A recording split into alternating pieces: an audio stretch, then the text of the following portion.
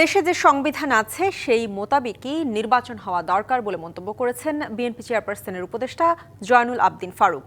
সন্ধ্যায় নোয়াখালীর সেনবাগে বাজারে দলের ৩১ দফা জনগণের কাছে তুলে ধরে লিফলেট বিতরণ কর্মসূচি শেষে তিনি এ কথা বলেন। এ সময় তিনি আরও বলেন, আগামী নির্বাচনকে বানচালের জন্য আওয়ামী লীগের লোকজন সোচ্চার হচ্ছে। এমন পরিস্থিতিতে ঐক্যের বিকল্প নেই।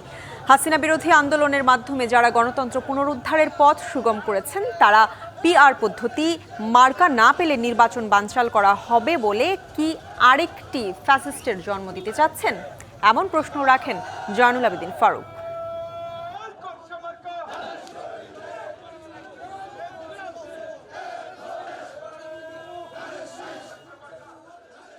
বাংলাদেশে যে সংবিধান মোতাবেক নির্বাচন হওয়া দরকার।